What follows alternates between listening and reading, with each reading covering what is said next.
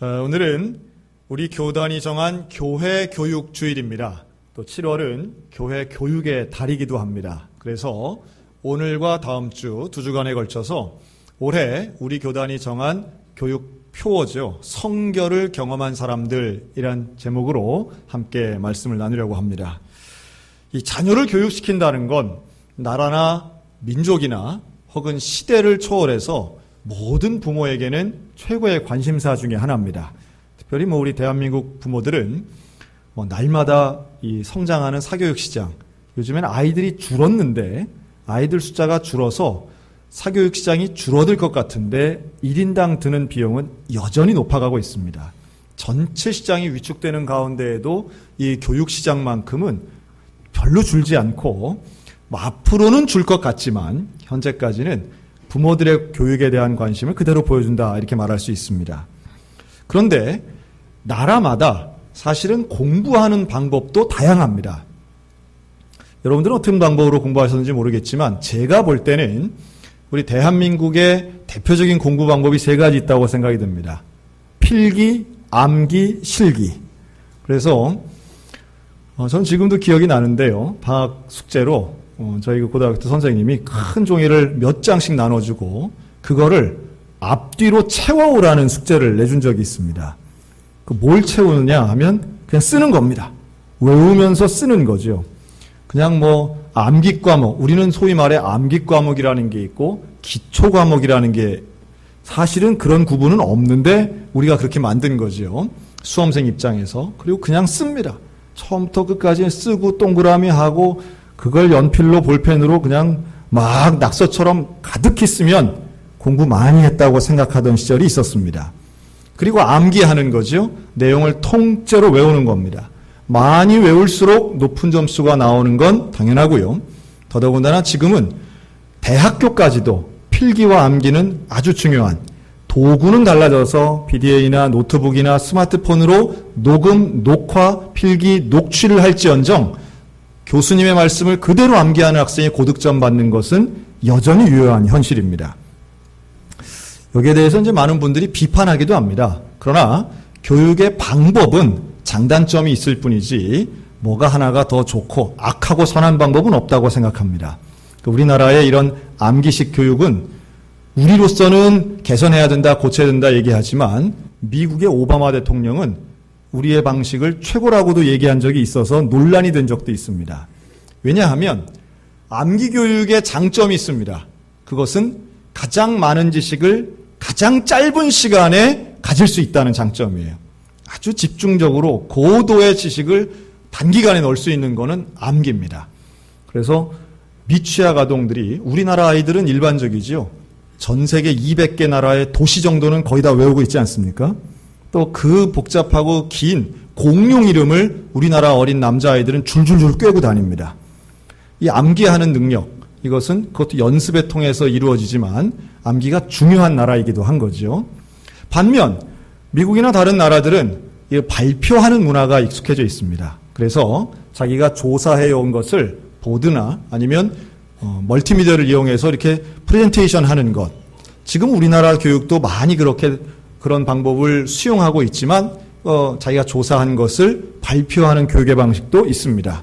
그런데 제 개인적으로 볼 때 가장 특별하고 우리가 볼 때 가장 신기한 교육 방법이 있는데 바로 이스라엘의 교육 방법입니다. 공부 방법입니다. 이 이스라엘의 대학의 도서관에 가면요.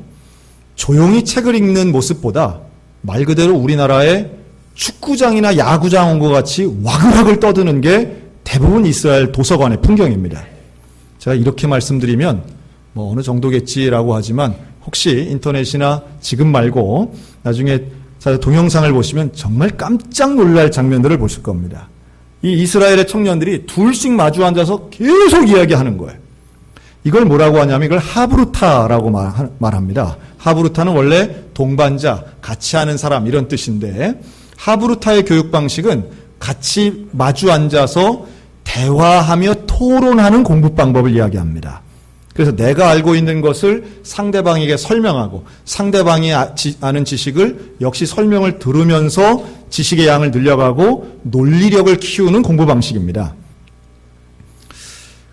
여러분, 이 방식은 상당히 이것도 효과가 있습니다. 즉, 우리의 방식과 암기하는 것과 토론하는 것이 장점과 단점이 있는데요. 암기의 장점은 가장 짧은 시간에 많은 것을 습득할 수 있다는 거예요. 그럼 단점은 뭘까요? 시간이 지나면 잊어먹는다는 거예요. 시간이 지나면. 아주 탁월하신 몇 분을 빼고는 여러분 혹시 고등학교 때 외웠던, 중학교 때 외웠던 원소기호나 아니면 국사의 연대기나 여러분 이런 거 다 외우고 계십니까? 금방금방 잊어먹습니다. 그런데 이런 토론식 교육의 장점이 있습니다.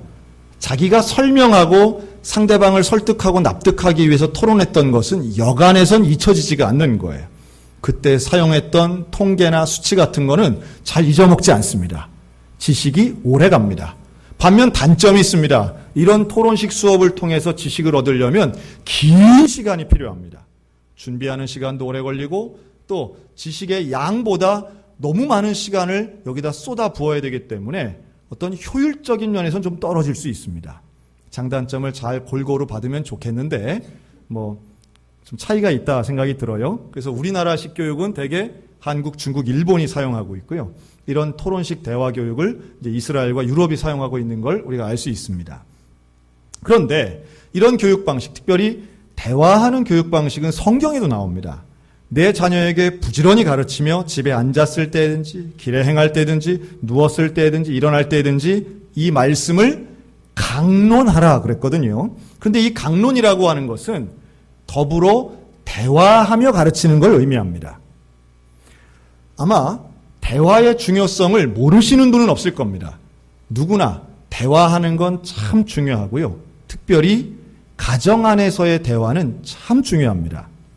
어린아이들에게 조기교육이 참 중요하다고 얘기하는데 조기교육을 하는 대상으로서 엄마와 아빠 중에 누가 조기교육을 담당하면 더 효과가 클까요? 이미 교육학에서 나온 겁니다. 교육에 있어서는 아빠의 교육이 훨씬 효과적이라는 통계는 이미 많이 나와 있습니다. 예를 들면 동화책을 읽어줘도 엄마가 읽어주는 것보다 아버지가 읽어주는 것이 훨씬 큰 영향력이 있다는 거예요. 여기에는 엄마의 감성적인 코드보다 아버지의 논리력이나 지적인 대화하는 것이 자녀들에게 미치는 영향이 훨씬 크기 때문인데요. 그래서 공부 잘하는 사람들의 공통점 중에 많은 부분은 아버지와의 대화가 많다는 겁니다. 이쯤 되면 왜 우리 애가 공부 못했는지가 나오는 겁니다. 그래서 한 명 때문에 우리가 좀 안 됐던 거죠. 그 한 명, 멀쩡히 지금 잠자고 있는 그 한 명 때문에 우리 아이들이 고생을 한 거예요. 이제 그렇게 생각하시면 안 되고. 그런데 제가 참 목회를 하면서 공통적으로 느끼는 게 있습니다. 자녀들하고 대화를 해보면요. 얘기를 해보면 아버지하고 대화 잘 된다는 사람이 별로 없어요. 간혹 나와요.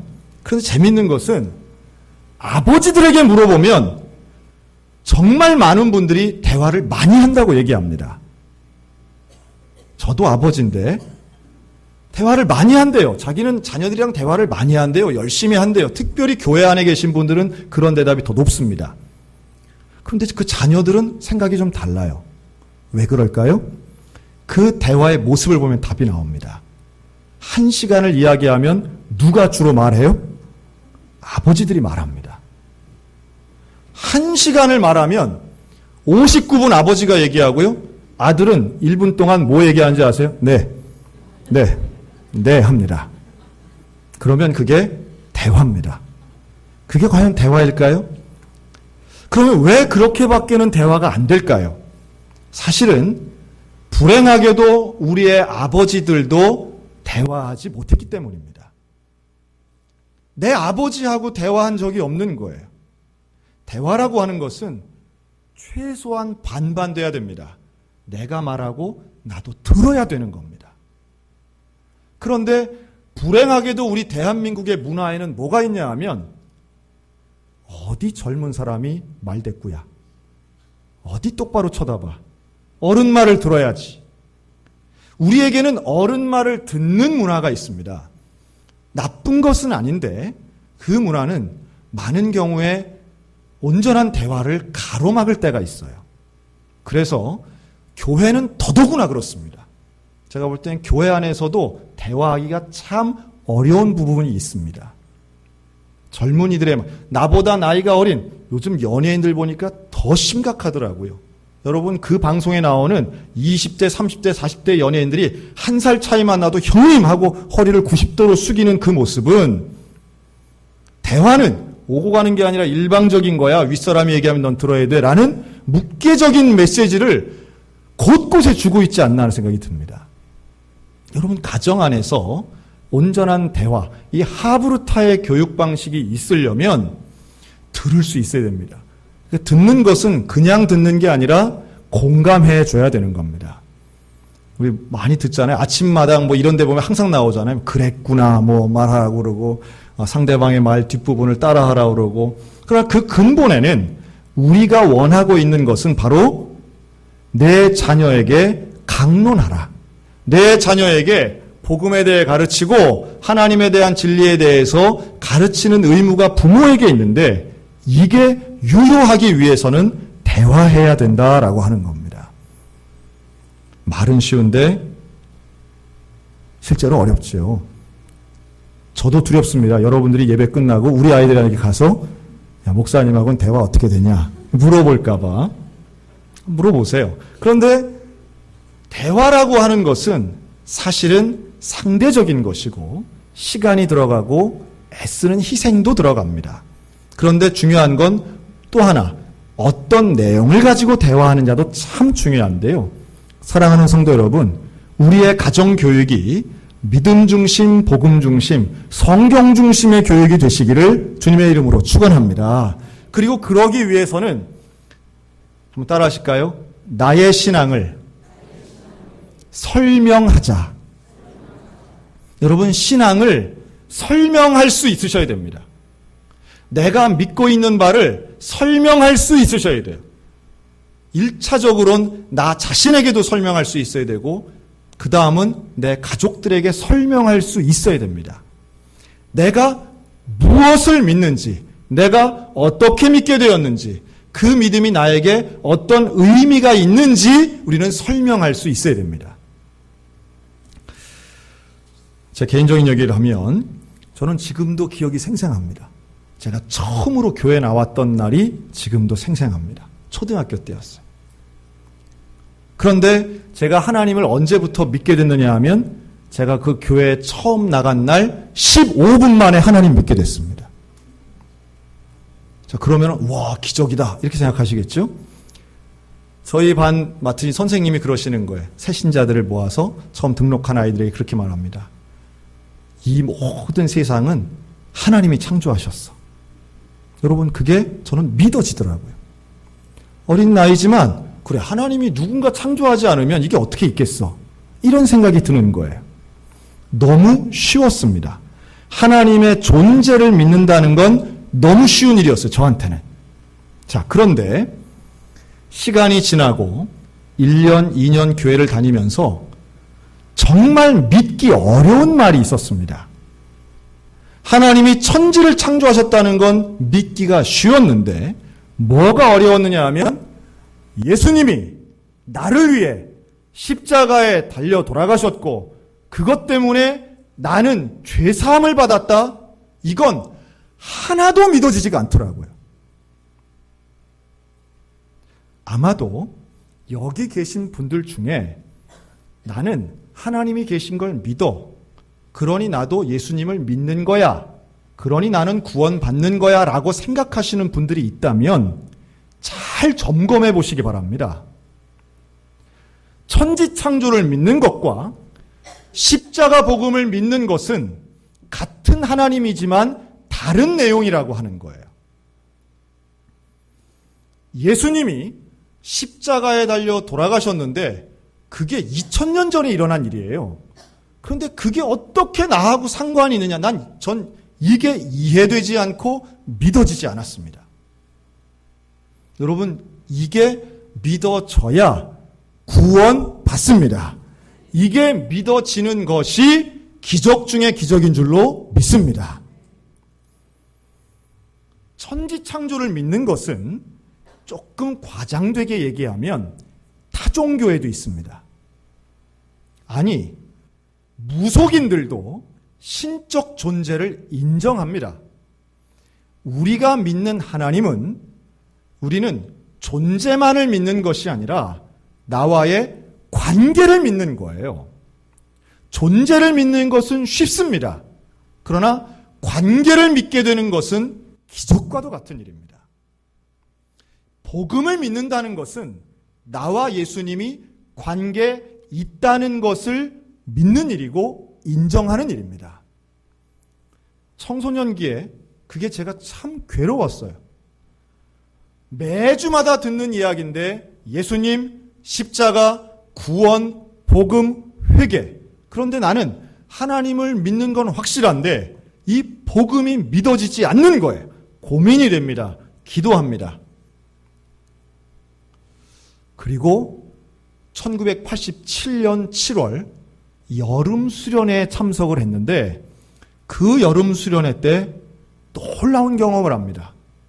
앞에서 기타를 하나 든 서울신학대학 신학과 2학년 20살짜리 신학생이 치면서 마이크 하나에 그렇게 찬양 인도를 하면서 예수님을 부르고 함께 기도하자고 하는데 그 순간 예수님이 나의 죄를 위해 돌아가셨고 그 십자가의 복음이 믿어지더라는 거예요.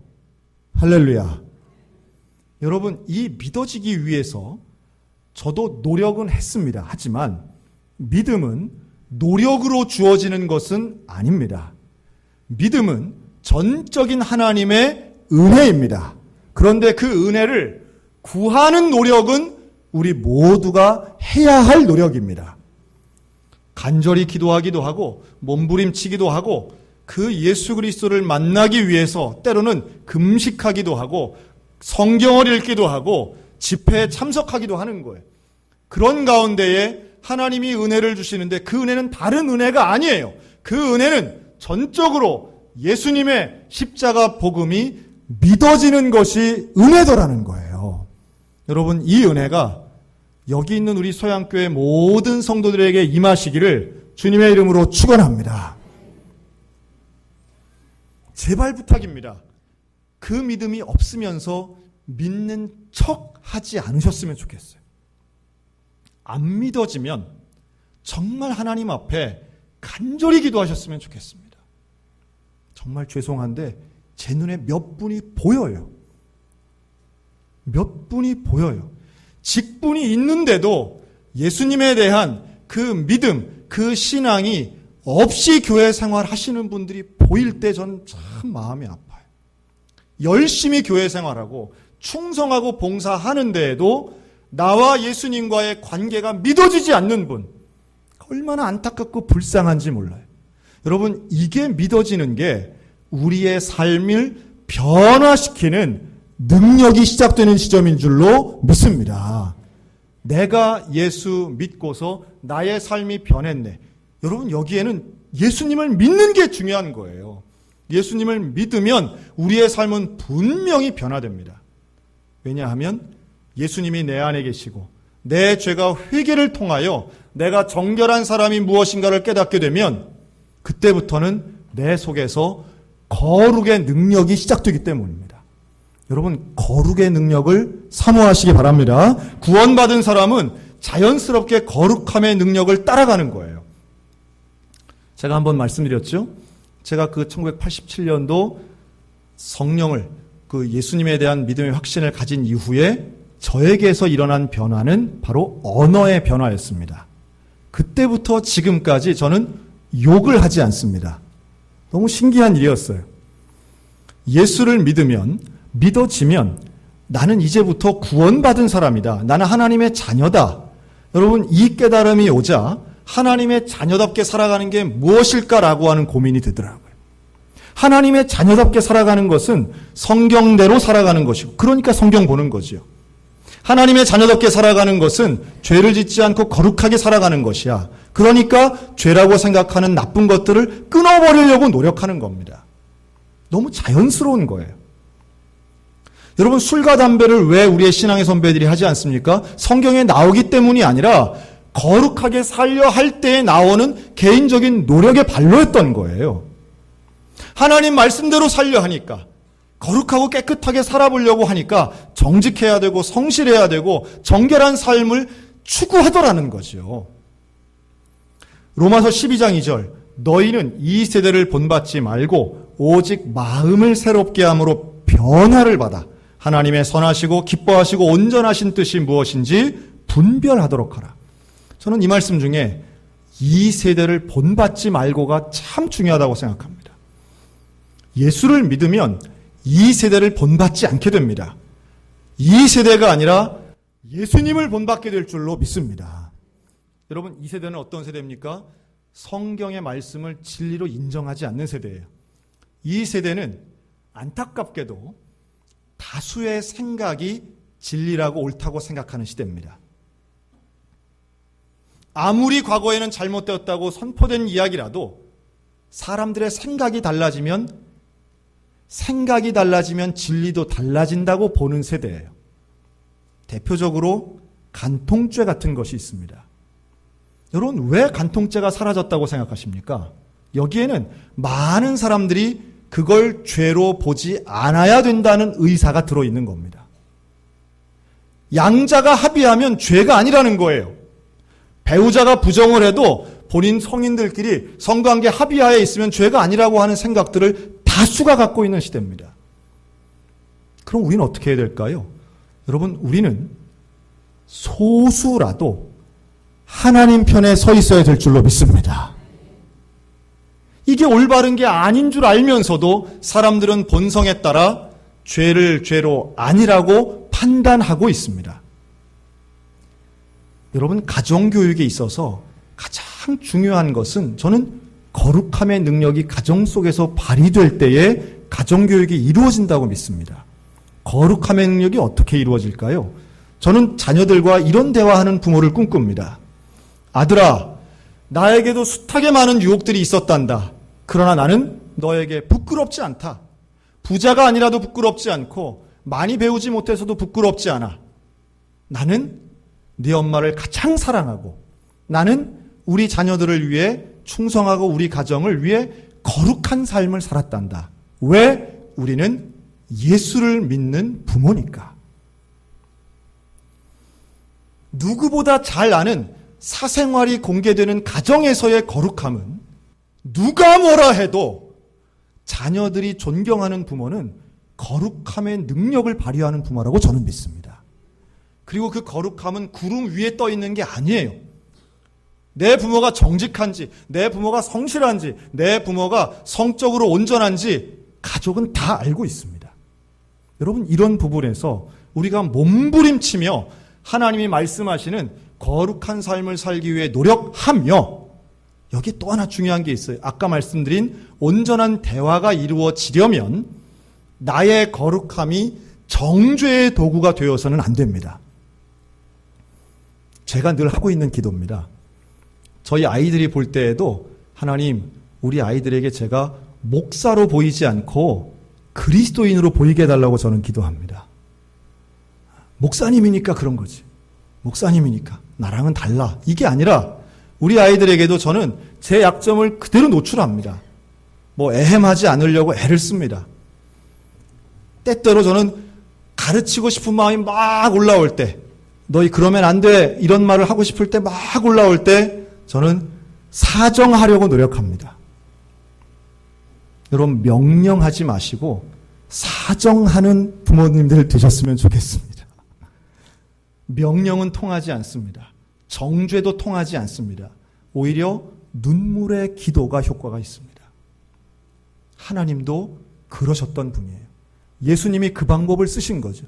예수님이 칼을 들고 와서 우리를 정죄하신 것이 아니라 십자가에 달리심으로, 피를 흘리심으로, 손해를 보심으로, 먼저 희생하심으로 인류를 구원하셨고 자녀들을 구원하신 것 기억하시기 바랍니다. 전 우리 믿음의 가정들 속에 이 성결을 경험하고 우리 소양교회 교육이 우리의 다음 세대를 거룩으로 인도했으면 좋겠어요.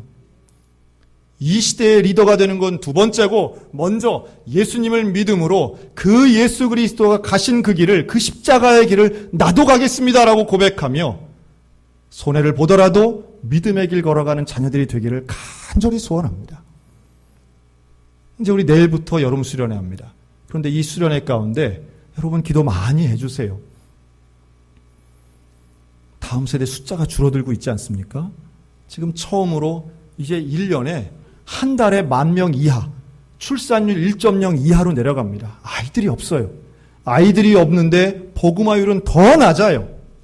그런데 감사하게도 우리 교회는 지금 수련회하고 성경 캠프를 할 아이들이 있다는 거, 저는 그 자체만으로도 너무 감격스럽습니다.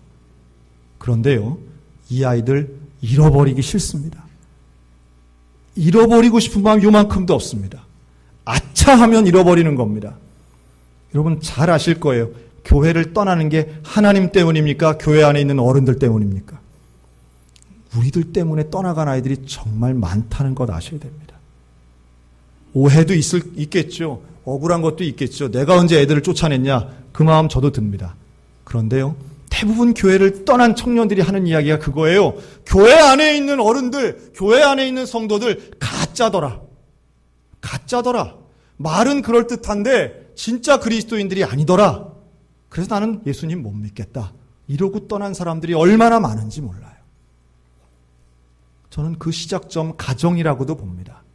여러분, 가정과 교회에서 우리가 성결을 경험하고 예수 믿는 거룩함의 모습을 보여준다면 오히려 내가 손해보면서까지도 하나님 말씀을 붙잡는 그 온전한 모습이, 그 몸부림치는 모습이 우리 모두에게 있다면 우리 자녀들 복음 안에 거하게 될 줄로 믿습니다. 지난 6월 28일 아주 충격적인 일이 하나 있었습니다. 몇 주 안 됐죠. 헌법재판소에서 군입대 대체복무 입법에 대한 결정을 한 날입니다. 아마도 여기에 대해 다양한 의견들을 갖고 계실 겁니다. 그리고 아직도 우리나라의 70% 이상의 국민은 대체복무에 대해 부정적인 입장을 가지고 있습니다. 이거 어떻게 하느냐. 또한 아들을 군대에 보낸 지 한 달도 되지 않는 저희 같은 사람들은 야, 그게 말이 되냐? 이렇게 반응하기도 하고요.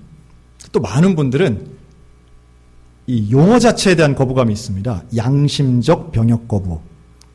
여기서 말하는 양심은 우리 인간의 선한 마음이 아니라 헌법이 이야기하는 보편적인 인간의 심성을 말함에도 불구하고 그 어감이 주는, 그 양심이라는 어감이 주는 것이 그럼 군대 가는 사람은 비양심이냐? 이제 이렇게 들리기 때문에 우리를 참 불편하게 합니다.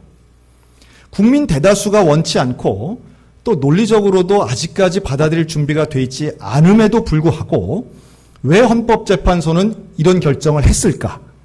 제 관심은 그 이유였습니다. 그 과정과 이유가 너무 궁금했어요. 그런데 여기에서 빼놓지 말아야 될 하나의 중요한 부분이 있는데요. 이 양심적 병역 거부를 꾸준히 요구하고 여기에 부합된, 지금 우리나라엔 대체복무의 그 제도가 있습니다. 다시 말해 어떤 사업체에 근무한다든가 이런 대체복무제가 있음에도 불구하고 그것도 싫다는 겁니다. 지금 여기에는 군 면제를 받아도 4주간 들어가서 하는 기초훈련이 그거 못 받겠다라고 하는 입영 거부제입니다. 자, 이걸 요구하는 조직은 대한민국에 딱 하나밖에 없습니다. 그 하나밖에 없는 유일한 조직이 어디냐면 여호와의 증인입니다.